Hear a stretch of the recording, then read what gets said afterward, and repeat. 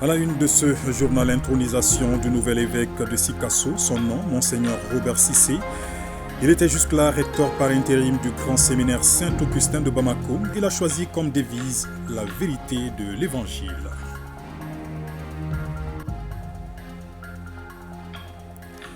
Demain, 13 février, est célébrée la journée de la radio. La rédaction y consacre ce soir deux grands reportages. D'abord une question, pourquoi sur les ondes foisonnent de plus en plus des dérives, dénigrements ou encore de la propagande au détriment de la mission d'informer, d'éduquer, de sensibiliser ou encore de divertir? Des spécialistes répondront. Le deuxième sujet est un constat, les postes radio disparaissent et cèdent la place au téléphone portable. Société focus dans ce journal sur le centre d'écoute Furu Digiasso. Créé en 2017, il travaille à réconcilier les couples en difficulté. De sa création à aujourd'hui, le centre a pu éviter plus de 500 divorces, s'il vous plaît. Dans la chronique culture, Alpha Maïga nous présente ce dimanche la danse du Olé ou la danse des possédés. C'est un milieu songoï, flash sur une confrérie ésotérique réservée aux seuls initiés à ne pas manquer dans ce 20h.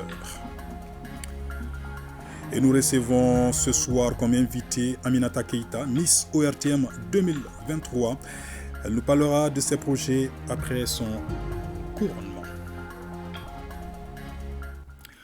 Voilà pour le titre. Mesdames, Messieurs, bonsoir. Aminata Keita, bonsoir. Bonsoir.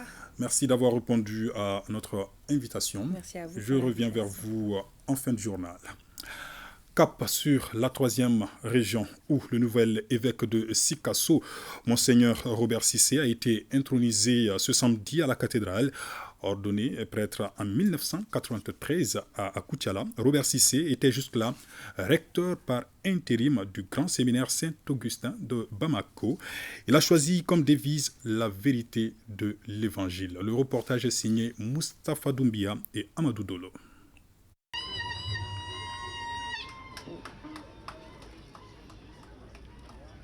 Il s'agit de l'intronisation du 4e évêque du diocèse de Sikasso, après Jean-Baptiste Thiama, qui a servi comme évêque au comte de Sikasso, aujourd'hui nommé évêque du diocèse de Mopti, servant comme administrateur apostolique du diocèse de Sikasso. Le nouvel évêque est Robert Cissé, ordonné prêtre en 1993 à Koutiala. Il était jusqu'à sa nomination recteur par intérim du grand séminaire Saint-Augustin de Bamako. Il a choisi comme devise la vérité de l'Évangile. Une de nos priorités, à la suite de nos prédécesseurs, c'est de faire de l'Évangile le ciment de nos relations, de nos affections, de nos engagements et de nos responsabilités. Je veux être celui qui apporte l'espérance, pas un marchand d'illusions, mais celui qui, dans l'esprit de la vérité de l'Évangile, continuera de croire que les choses peuvent changer, que les actes vont suivre les paroles. La cérémonie d'ordination et d'intronisation est présidée par le cardinal Jean Zerbo, archevêque de Bamako, qui a rappelé les missions de l'évêque. Elle est marquée par des actes sacrés dont la remise du livre de l'Évangile et la prière consécratoire. Elle enregistre la présence des évêques venus des autres diocèses du Mali et des pays voisins, le Burkina Faso et la Guinée. C'était en présence des autorités administratives et politiques ainsi que du ministre en charge des affaires religieuses. La religion, c'est la joie. La religion, c'est le bonheur. La religion, c'est l'entraide. La religion, c'est la cohabitation pacifique et la cohésion sociale. C'est ça notre Mali et de cela il s'agit. C'est ça que nous voulons que notre Mali soit bâti avec toutes les confessions religieuses, avec toutes les ethnies. Le Mali, il n'y a pas de l'ethnicisme au Mali. Jamais, ça ne s'est jamais produit. Inch'Allah, ça ne se reproduira jamais. Une autre dimension de cette ordination est le témoignage de la promotion de l'évêque et du curé de la paroisse de Sikasso, qui est l'une des 9 paroisses que compte le diocèse de Sikasso. Le commandant interarmé du théâtre centre de l'opération Maliko en visite de terrain, c'est pour s'enquérir Des conditions des hommes engagés sur le théâtre des opérations. La visite a concerné Ségou, Nyono, Djabali et Sogolo. Il en a profité pour encourager et transmettre aux troupes les nouvelles directives du chef d'état-major général des armées, Idrissa Keïta. Pour sa première sortie, le colonel-major Toumani Kone, commandant interarmé du théâtre-centre de l'opération Maliko, est sur le terrain à Djabali, Sogolo, Nyono et Ségou dans le secteur 5 de l'opération Maliko pour toucher du doigt les réalités et remonter le moral des hommes engagés sur le terrain. Il s'agissait de constater, évaluer les conditions de vie et de travail des hommes sur le terrain et transmettre les encouragements du commandement. Nous avons tenu à remercier et à encourager l'ensemble des troupes engagées sur le terrain dans le cadre des opérations qu'ils mènent quotidiennement. Occasion pour le colonel-major de partager avec les hommes les nouvelles directives du chef d'état-major général des armées dans le cadre de la sécurisation des personnes et de leurs biens.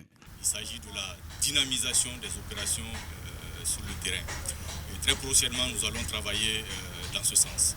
À travers non seulement les briefings opérations, les discussions d'ensemble, et l'attitude même des hommes sur le terrain, j'ai constaté qu'aujourd'hui, on a affaire à des hommes engagés, assez concentrés à leur travail.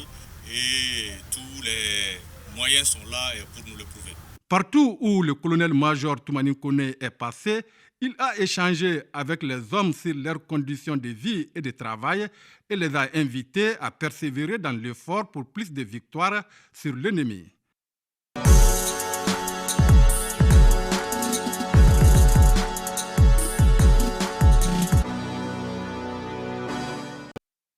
La page consacrée au grand format de la rédaction demain est célébrée la journée de la radio. Oui, la radio qui a pour mission essentielle d'informer, d'éduquer, de sensibiliser et de divertir en tout temps, en tout lieu et dans toutes les conditions.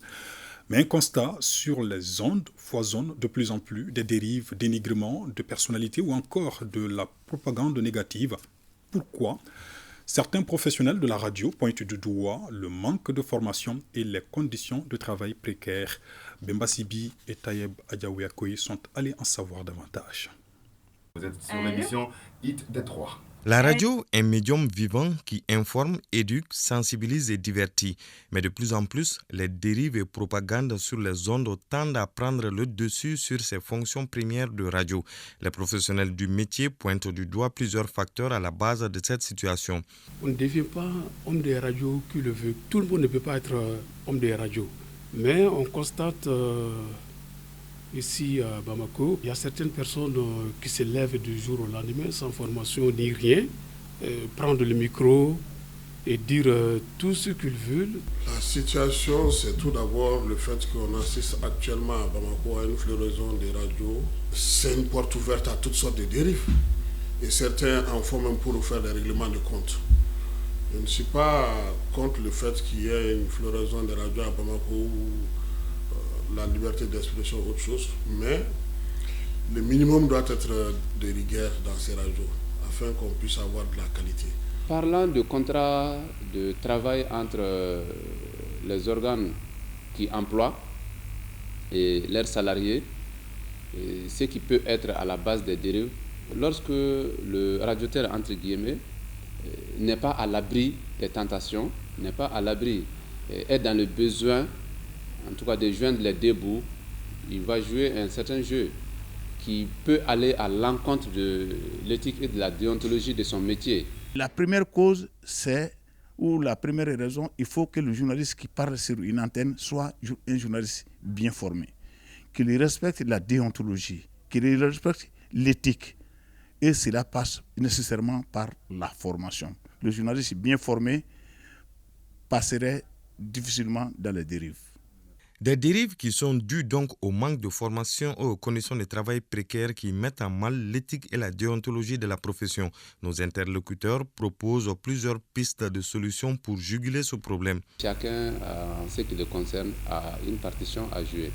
Autant les promoteurs de radio, autant les fêtières, autant on va dire les organes de régulation. La justice peut vraiment nous aider à régler cette situation pour quand même régulariser certaines situations au niveau des radios, quoi. Les sanctions sont des derniers recours. Donc la sensibilisation, je pense qu'elle est nécessaire, mais il faut que chaque chef d'organe forme ses agents. Pour gicler, franchement, je pense qu'il va d'abord réglementer au niveau de la HAC. C'est-à-dire les documents que nous venions d'adopter au niveau de la presse, de la maison de la presse, avec la participation de tout le monde. Je pense que c'est à l'État de voir comment ces textes peuvent être appliqués, passer par les CNT, transformés en loi, pour qu'au moins qu'on sache qu'il y a des règlements à respecter. Des mesures qui devront permettre à la radio de retrouver son lustre d'antan car la profession a été longtemps ternie par ces dérives et propagandes. À défaut, la justice est là pour rappeler à l'ordre par la répression des infractions, même si pour les professionnels qu'on a approchés, ce serait un aveu d'échec des différents acteurs concernés par ce problème. L'avènement du numérique fait disparaître progressivement le poste récepteur. Oui, la radio peine à résister face au téléphone portable. Actuellement, avec de simples applications, l'on a facilement accès à toutes les fréquences dans le monde. Maïmouna Guindo s'est intéressée au sujet, son reportage. Le poste récepteur, ou encore connu sous le nom de poste radio, a fait la pluie et le beau temps au Mali. Mais depuis l'avènement du téléphone portable et des objets connectés, le poste récepteur a presque perdu de sa valeur. La raison, de nos jours, le téléphone offre plusieurs fonctionnalités comme écouter la radio, ce qui devient un confort moins encombrant pour certains auditeurs.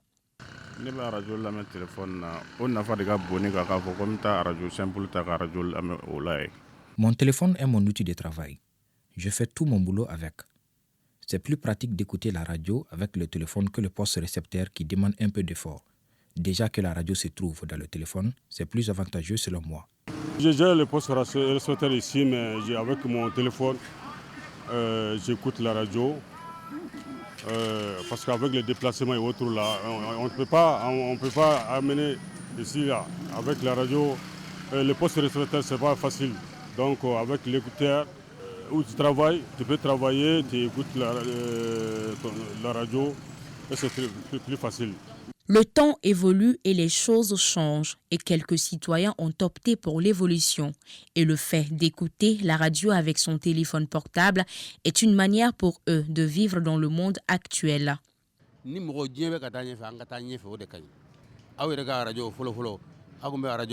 À l'époque, il y avait un endroit où tout le monde se regroupait pour écouter Radio Mali. Après, le poste récepteur est venu et maintenant chacun peut écouter individuellement sa radio avec son téléphone. Et un moment viendra où on verra quelque chose de nouveau encore. C'est une bonne chose de voir des nouveautés.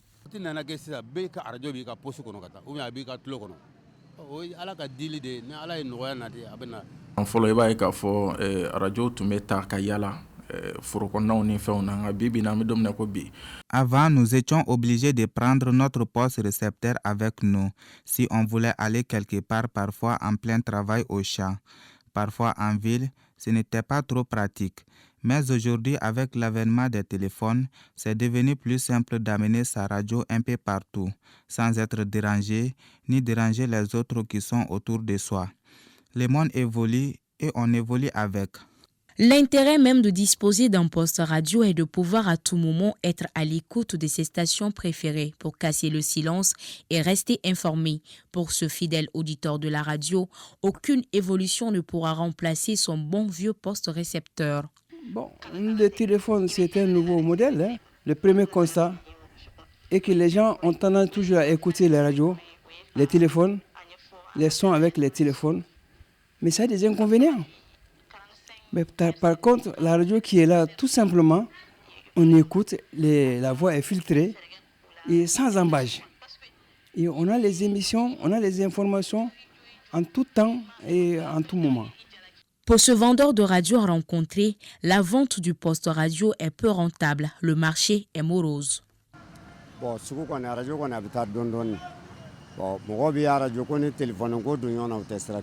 Le marché est trop lent en ce moment. Le téléphone a son utilité et les postes récepteurs également. Par exemple, moi j'écoute mes informations seulement qu'avec le poste récepteur. Mon travail, c'est de vendre les postes radio, donc je valorise ce que je fais. C'est mon fidèle compagnon.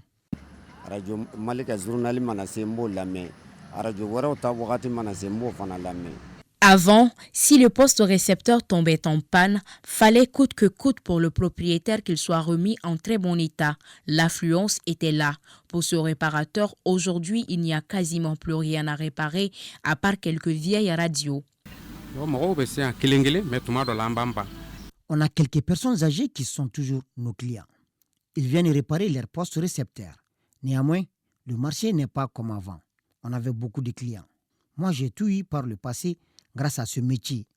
Mais les gens se font rares avec les radios connectées qui sont sur le marché actuellement.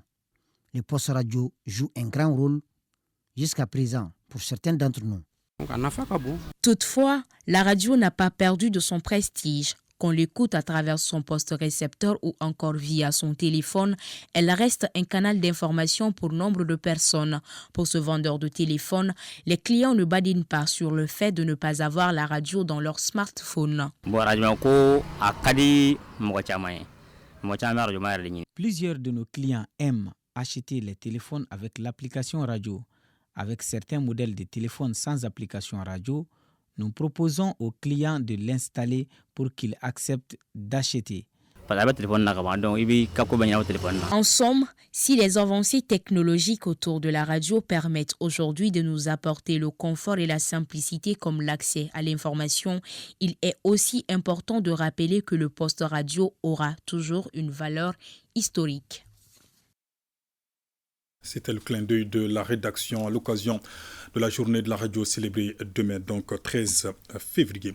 Société à présent focus sur le centre d'écoute Furu Djigiasso.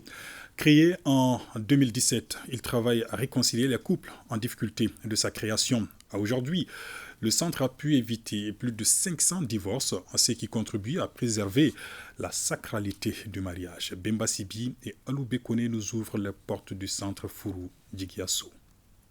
Je vous déclare unis par les liens sacrés du mariage pour le meilleur et pour le pire. Le mariage est sacré et il est célébré avec faste. Le faste des célébrations contraste avec le taux de divorce. Les chiffres font froid au dos. Rien que dans le centre secondaire de Kalabankoura, en 2017, sur plus de 1000 mariages, plus de la moitié ont divorcé. C'est ce qui a motivé la création du centre Furu Djigiasso par Isiaka Kamara, élu communal. Sa fonction aidant, le centre a pu identifier les couples en détresse. Vu que nous, les élus, c'est nous qui célébrons les mariages, je me suis dit que est-ce que ce n'est pas important de s'occuper aux jeunes couples, de les écouter en cas de problème pour qu'on puisse trouver une solution et réduire considérablement ce taux de divorce et changer les tendances. C'est ce qui m'a amené de créer ce centre d'écoute et de conseil. Quand on identifie les couples qui ont des difficultés, on les appelle individuellement pour les écouter d'abord. Ensuite, on essaie de les réunir. Très souvent, on arrive à les réconcilier. Ce n'est pas évident car souvent les questions abordées sont très sensibles. Mais Dieu merci, on a pu réconcilier beaucoup de couples. Ainsi, de 2017, année de création du centre, à 2023, il a permis de sauver 589 couples du divorce sur 607 couples approchés par les responsables. Parmi eux, ce jeune homme qui a tenu à garder l'anonymat. Ma première femme, on a fait son mariage religieux. Bon, je n'ai pas pu faire le mariage civil avec elle pour le moment. Bon, elle s'est plainte parce que je me suis marié avec ma deuxième femme au niveau du mariage civil, au niveau de la mairie. Quand M. le maire m'a appelé, je suis venu. Bon, il m'a fait savoir que je dois faire le mariage civil avec ma première femme. Donc, j'ai dit qu'il n'y a pas de souci. Le problème de leur couple est donc réglé car le mariage civil de sa première épouse est programmé. Cette dame, qui se confie également dans l'anonymat, sollicite l'intervention du centre pour la deuxième fois. Elle y est retournée car le problème de violence conjugale qui l'avait amené la première fois a pu être résolu par le centre Furu Djigiasso. Je suis venue pour expliquer à M. le maire que j'aimerais qu'il parle à mon mari pour qu'il soit très très responsable dans la maison. Alors il m'a fait savoir qu'il va lui parler. Alors, et je suis sûre que ça va y aller. L'autre fois, il me battait. Le centre d'écoute là, c'est très important. Parce que nous, les femmes, Et si on essaye de parler ailleurs, tu peux t'amener des problèmes dans ton foyer. Mais avec monsieur le maire, tu es à l'aise. En plus de ça, ton problème, je ne sais pas, c'est entre les quatre murs. Dans ce travail de conciliation, les membres du centre ont identifié plusieurs causes qui motivent les couples de vouloir se séparer. On peut citer l'infidélité, le manque d'affection et de ressources financières, les violences conjugales. Ils espèrent que les autres collectivités vont s'engager dans la même voie. Le mariage, on est au début. C'est nous qui célébrons l'union. Maintenant, s'il y a problème, on doit s'intéresser aussi à ces jeunes couples-là pour pouvoir trouver la solution et qu'ils puissent continuer à vivre ensemble.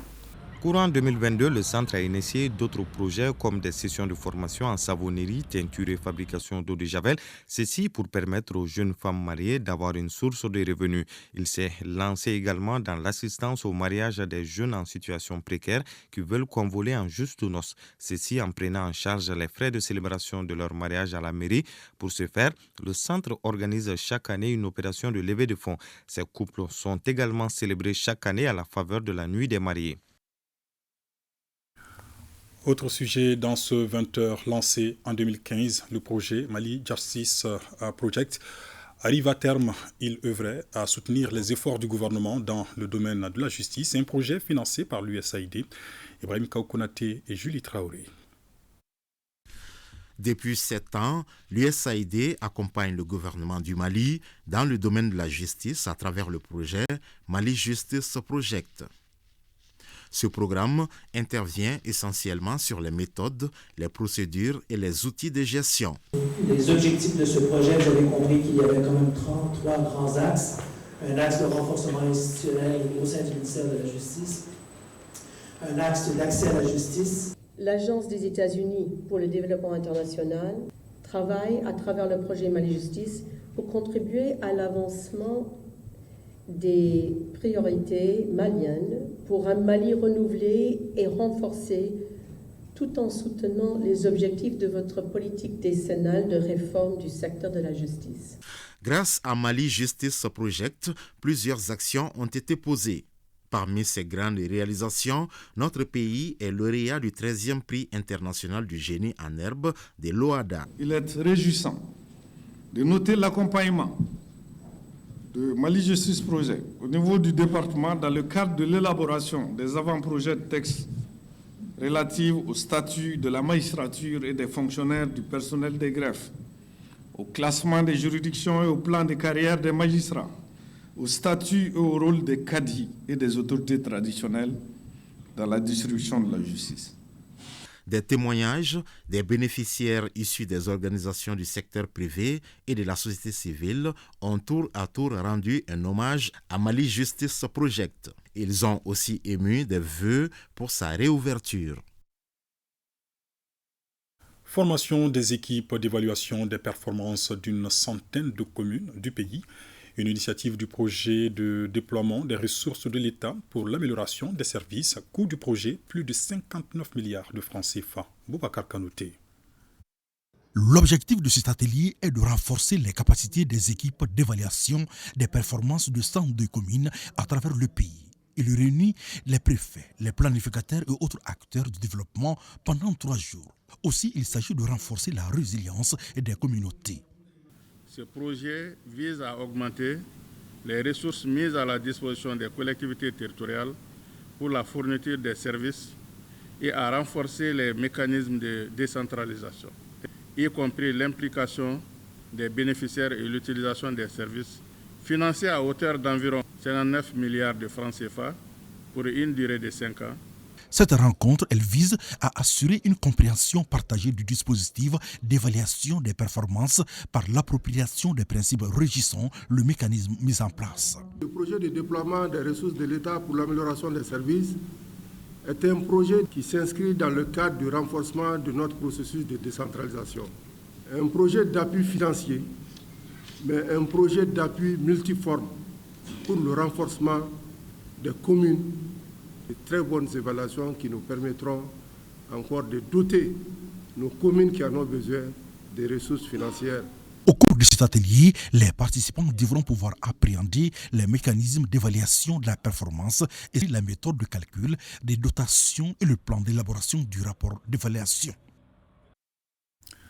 Première session ordinaire du Grand Bamako, oui, je dis bien du Grand Bamako, qui regroupe 25 communes du district et ses environs. À la rencontre, 2 accords de partenariat ont été signés avec l'Agence luxembourgeoise pour la coopération et le développement et avec la Fondation Santé et Environnement. Ces partenariats devraient permettre d'impulser un développement harmonisé dans ces différentes collectivités. Bemba Sibi. Ensemble, tout est possible. C'est fort de cette assertion que le district de Bamako et certaines communes périurbaines de la capitale se sont donné la main pour impulser un développement cohérent de leur territoire. Le plan décennal d'investissement et d'activité 2021-2030 adopté pour un budget de plus de 1600 milliards de francs CFA vient d'être renforcé par 2 nouveaux partenariats avec la Fondation Santé et Environnement et l'Agence luxembourgeoise de coopération et de développement. Tout ce que l'on voit aujourd'hui au niveau du Grand Bamako, c'est des problèmes d'environnement. Donc, qui dit environnement dit santé.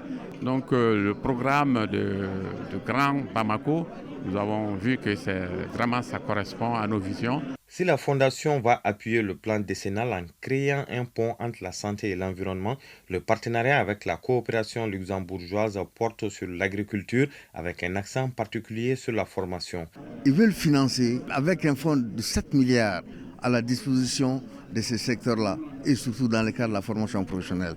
Vous avez vu le financement renforcé qui va vers le centre de Missabou au niveau de la commune 6 et avec un centre mobile de formation, c'est-à-dire qu'au-delà de Kati, au-delà du Mandé, au-delà de la ville de Bamako et de Baguinda, qui sont les premiers concernés, ils peuvent aller dans toutes les autres communes du Grand Bamako, les 25 communes du Grand Bamako, pour aller renforcer les capacités existantes. Ce qui permettra d'amorcer un développement harmonisé du Grand Bamako qui couvre une superficie de 7000 km² pour une population estimée en 2020 à près de 3 500 000 personnes selon les données de la mairie du district. L'officerie Ségou a réalisé ses activités conformément aux objectifs de son contrat-plan, cela malgré les effets des aléas climatiques et de la crise sécuritaire, constat du président de son conseil d'administration à la 10e session de l'an 2 du contrat-plan. Honoré Tienou. Pour cette rencontre du comité de suivi du contrat-plan l'an 2, 10e contrat, les membres du comité examinent le rapport d'évaluation de la session. Ils procèdent également à l'adoption du procès verbal de l'an 1 en vue d'une meilleure évaluation des différents engagements du contrat-plan. Par rapport au contrat-plan, quelle que soit la situation, on nous a donné le minimum de moyens pour pouvoir produire quelque chose. Seulement, le fait qu'il y ait trop de pluie, quand il y a trop d'eau, dans aucun pays du monde, les riz ne donnent. Grâce à Dieu, nous avons pu réaliser les activités prévues pour la campagne.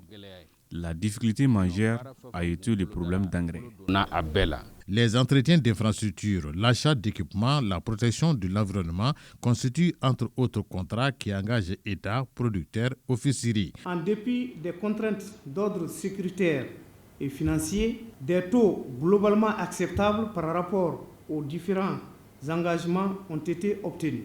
Ainsi, pour cette année, l'officerie Ségou a atteint une production, toutes céréales confondues, de 171 375 tonnes sur une prévision de 200 734,66 tonnes. La reconversion de certains casiers de submersion contrôlée en maîtrise totale de l'eau est l'un des défis auxquels l'ORS entend faire face avec l'appui des partenaires au développement. Plus de 240 millions de francs CFA pour soutenir plus de 7450 ménages vulnérables de la commune rurale d'Alafia dans le cercle de Tombouctou. Objectif du projet de renforcement des capacités de résilience à l'insécurité alimentaire et nutritionnelle des ménages affectés par la crise et les effets du climat. Le projet est financé par le PAM et exécuté par Amassa Afrique Verte sur une durée de 12 mois. Najim Baba Sissé, Alou Koulibaly. Faciliter l'accès aux denrées alimentaires pour les ménages les plus vulnérables de la commune de Alafia.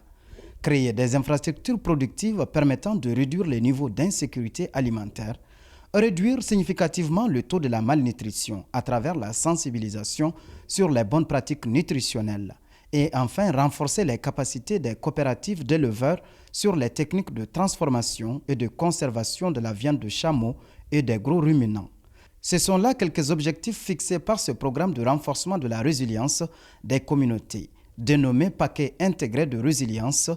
Le PAM compte fournir aux ménages les plus vulnérables, exposés à l'insécurité alimentaire et nutritionnelle, un soutien conditionnel en cash lié à la création et à la réhabilitation d'actifs productifs. Je suis personnellement touché par les paquets intégrés que je juge pertinents, car il répond aux besoins réels des populations longtemps en détresse et s'attaque aux problèmes les plus cruciaux. Ce projet est financé par le Programme alimentaire mondial pour plus de 240 millions de francs CFA sur une période de 12 mois à compter de janvier 2023. Depuis plusieurs années, le Mali fait face à plusieurs crises dont les effets néfastes ont fortement réduit les moyens d'existence des communautés. Je lance un appel à tous les acteurs d'accompagner PAM et Amassa Afrique verte dans l'atteinte des résultats et impacts escomptés pour le bien-être des populations laborieuses de la commune de Lafia. Ce projet mènera des activités pour la restauration des terres avec la mise en place des demi-lunes, la mise à disposition des pépinières villageoises, la plantation d'arbres et l'embauche ovine. Projection du film Le Mali 70, c'était hier au Ciné Magique Ex-Babamba. C'est un long métrage de 90 minutes qui met en lumière les légendes de la musique malienne de 1970, une œuvre d'un réalisateur allemand avec la participation de plusieurs sommités de la musique malienne, Ibrahim Kaoukonaté et Mohamed Sidibé. Rendre hommage aux artistes et musiques des années 70 au Mali, tel est l'objectif de Big Bang.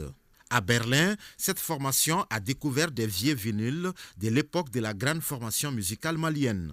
Elle décide alors de retrouver et célébrer ces ténors des années 70 qui ont marqué cette époque.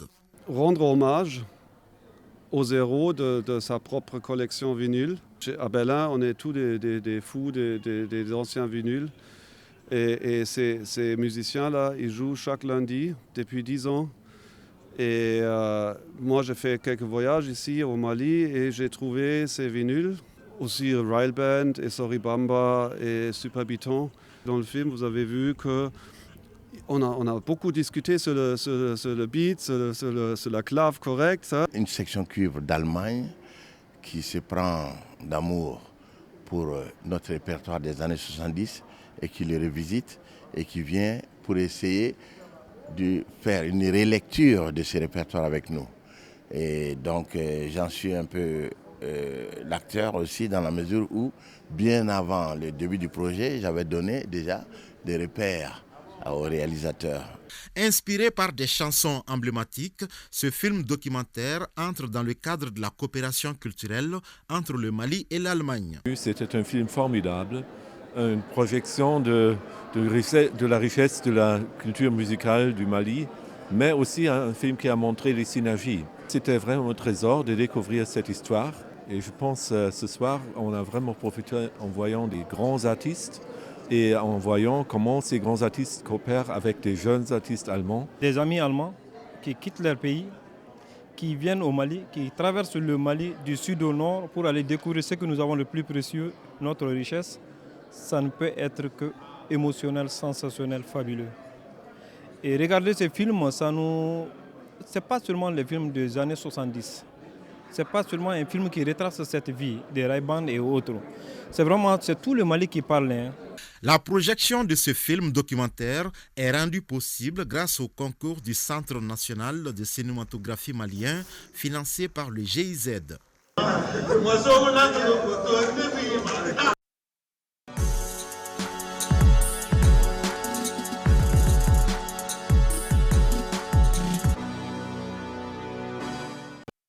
On en vient à l'invité de ce 20h au week-end. Nous recevons ce soir Aminata Keita, Miss ORTM en 2023. Bonsoir Aminata. Bonsoir Ibrahim. Alors la couronne, elle est lourde? Ah oui, parce que maintenant je représente tout un peuple, toute une nation. Donc être Miss, c'est pas simplement être belle et savoir marcher, il y a également la beauté éthique, avoir le bon comportement, montrer le bon exemple. Il faut être irréprochable. Comment vous vivez ces premiers jours de Miss ORTM 2023, toujours dans les émotions, dans les nuages? Êtes-vous revenu sur Terre? Non, toujours pas. Moi, je suis encore en train de réaliser mon petit rêve de petite fille. Donc, je réalise toujours pas l'ampleur de ma couronne encore. Je suis encore dans mon petit nuage, moi. C'était une surprise pour vous. Vous vous attendiez à être couronné? Je vais vous parler de la loi de l'attraction. Est-ce que vous connaissez la loi de l'attraction? Ah ben ici, c'est moi qui pose des questions. Hein. Je peux quand même vous en poser une. Allez-y, oui. Parce que c'est, en fait, la loi de l'attraction, c'est penser positif pour attirer positif. Donc, j'ai pensé à gagner la couronne et puis, résultat, j'ai gagné la couronne. Alors, avant l'élection, il y a eu tout un travail de préparation avec l'équipe de l'ORTM en partenariat avec Spirit. Qu'est-ce qui vous a marqué durant cette soirée de l'élection Miss?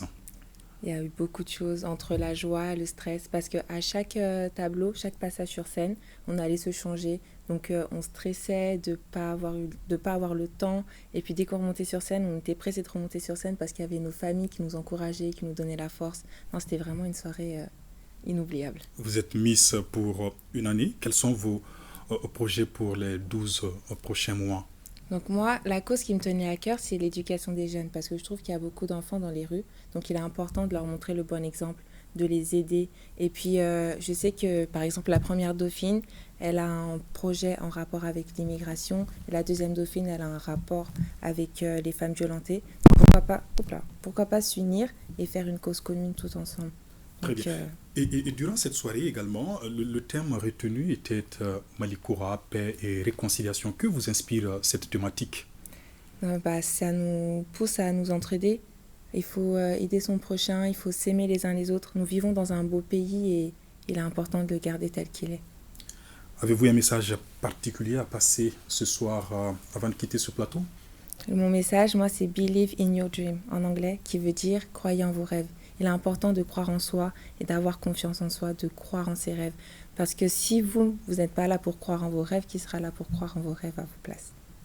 Alors, Miss ORTM, c'est aussi le défi de la participation. Et est-ce que vous avez un message dans ce sens? S'il y a des filles qui me regardent ce soir et qui ont envie de participer à l'élection, mais qui se posent des questions, qui n'ont pas confiance en soi, j'ai envie de vous dire, allez-y, ne réfléchissez pas. Parce que même moi, par exemple, si on remonte il y a 1 an en arrière et qu'on me dit, Mima, l'année prochaine, tu seras Miss Mali France et puis Miss ORTM, j'aurais dit non, c'est pas vrai. J'avais pas assez confiance en moi pour croire ça et regardez, j'ai eu confiance en moi et j'ai réussi. Donc si vous avez envie, vraiment, allez-y, ne réfléchissez pas. Aminata Keita, merci d'avoir répondu à notre invitation. Merci à vous de m'avoir invité. Et bon invité. courage à vous. Merci beaucoup. À très bientôt. À bientôt. Chronique culture. Dans ce journal, nous vous présentons ce dimanche la danse du olé ou la danse des possédés. C'est un milieu Songhai, flash sur une confrérie ésotérique réservée aux seuls initiés. Une signature de Alpha Maïga.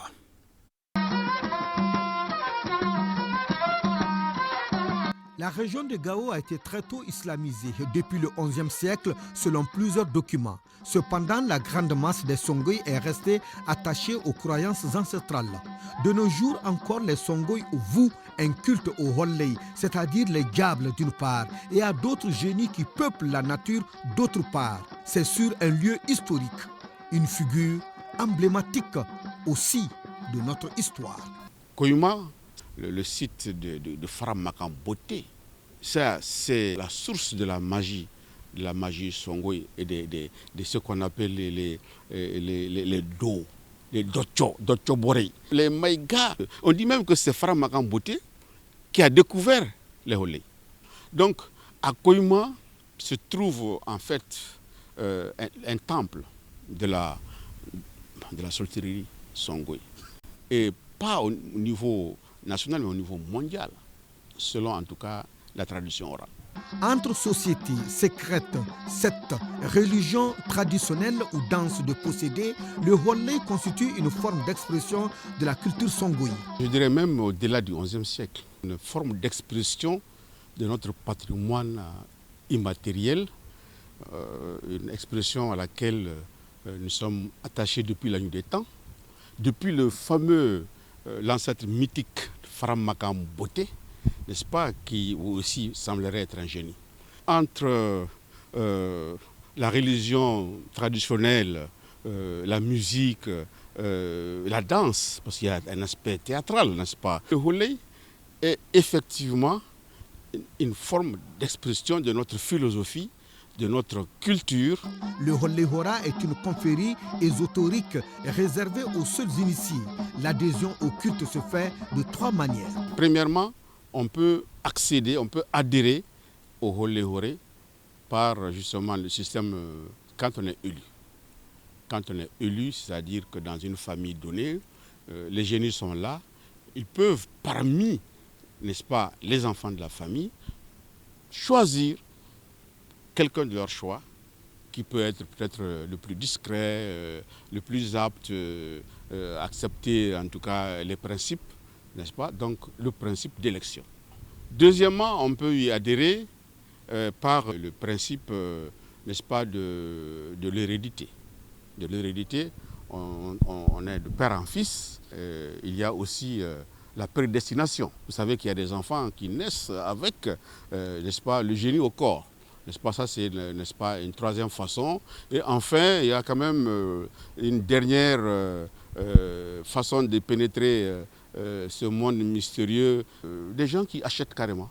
Qui achètent, qui veulent devenir des possédés. Le spectacle est toujours meublé de musique animée par un violon de petit format. À ceci s'ajoutent de grosses calebasses renversées sur lesquelles on frappe à l'aide de petits bâtonnets coincés entre les doigts.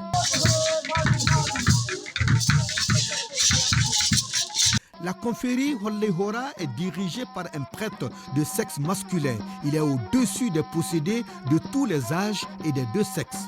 Sous sa responsabilité se trouve le grand chef, grand magicien Maruchiri, qui organise et dirige les cérémonies rituelles. Le jumeau, c'est comme le soma en milieu bambara, c'est celui qui est en fait le maître, n'est-ce pas, qui comprend déjà leur code. C'est le jumeau qui appelle, c'est le jumeau qui peut appeler le bari, parce que le Holley Tam, c'est celui qui est possédé. Et le bari, c'est le génie qui chevauche, n'est-ce pas, le Holley Tam. Et parmi ces génies, nous avons le Maritirei, on a le Karakodiko, on a le Surgo, on a le Dongo qui est, n'est-ce pas, le génie de la foudre, du tonnerre. Dans le feu, il y a des messages. Cette danse des possédés qui a pour but de mettre un initié en transe existe chez beaucoup de peuples africains. C'est juste l'appellation et les noms des entités ancestrales qui changent en fonction des milieux. Sinon, le dogme est le même. Ici, au sud du Mali, on dit souvent Djinet Longuet. Autrement dit, la fête des diables.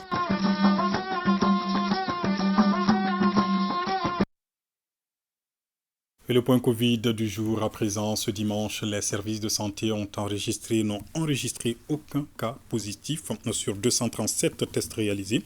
On note 3 patients guéris et pas de décès. À ce jour, 33 patients sont placés sous traitement.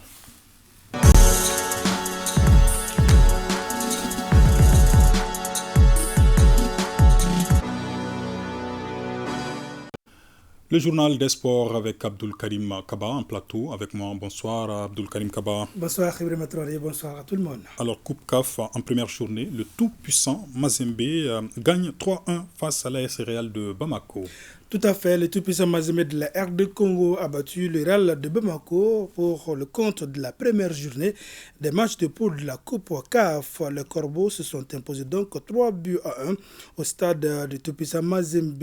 Donc cette formation congolaise entame donc avec la belle des manières la phase de groupe de la Coupe CAF. Notez que dimanche prochain ici à Bamako, le Real reçoit Monastir de Tunisie au compte de la deuxième journée des matchs de poule de la Coupe de la Confédération. Championnat national de Ligue 1, la 11e journée s'est poursuivie cet après-midi. Avec 2 rencontres, notamment cette rencontre nulle d'un but partout entre le club olympique de Bamako et l'USFAS. L'AS Police l'emporte par 2-0 devant le club Yélé Olympique déjà hier. Quelques résultats ont été enregistrés. Afé a été battu par le Stade Malien de Bamako 0 but contre 2. L'AS Black Star de Badelabougou gagne 2-1 devant El Seba et l'AS Bakaridjan de Baraoula a été battu par le 11 cratère de Nyarela par le minimum d'un but à 0. Et terminons avec du cyclisme avec le Grand Prix de Tchenkungoba, c'est ça? Oui, Tchenkungoba, localité située à 260 km de Bamako, a vivre ce week-end au rythme du traditionnel culturel du village. L'événement est sa 4e édition initiée chaque année par l'association des ressortissants de Tchenkungoba à Bamako. Au total, 52 cyclistes ont pris part à cette course sur 108 km. À l'arrivée donc, c'est l'USFAS qui emporte les 2 premières places avec Brema Diara de l'USFAS et Brema Koulibaly et Gaussou Sangaré du club Ernest de Bamako complète le podium. Voici donc le vainqueur de ce Grand Prix de Tchenkungoba avec le président de la Fédération malienne de cyclisme et le représentant de la Direction nationale des sports et de l'éducation physique qui ont salué cette initiative et le Grand Prix culturel de Tchenkungoba et la bonne tenue de cette activité sportive. C'était donc ce week-end à Tchenkungoba. Merci beaucoup Abdelkarim Kaba. Merci bien vraiment travaillé. Un rendez-vous dans nos programmes à ne pas manquer ce soir. Le RTM vous propose après ce journal questions d'actualité sur la coopération Mali-Russie. Avec cette interrogation, quelle perspective cette coopération dynamisée avec la visite d'un métier de travail du chef de la diplomatie russe, Sergueï Lavrov, diplomate et analyste politique, donnent leur avis sur cette coopération entre Bamako et Moscou. C'est un débat animé par Sira Batili. Et l'on termine avec cette note de tristesse. Le cinéma malien est en deuil. Mɔgɔw b'a fɔ ko Mali gouvernement an yɛrɛ dama mana se k'an fara ɲɔgɔn kan ka ko min sigi sen kan a ka ca Ala fɛ o ko bɛ se ka kɛ ko sabatili. Nous avons appris donc aujourd'hui le décès de Soumaïla Koulibaly, comédien et directeur de troupe. Il a joué dans plusieurs films du réalisateur Boubacar Sidibé, dont Les Aventures de Sékou, d'où la famille, Le Fou du village, Les Rois de Ségou et Redon Bougou, où il incarnait d'ailleurs le rôle de chef de village. Les obsèques de Soumaïla Koulibaly auront lieu demain lundi 13 février à 16h à Bagadadji. Paix à son âme. Et c'est ce qui met fin à ce 20h. Merci de l'avoir suivi. Excellent moment de télévision à toutes et à tous. Bonsoir.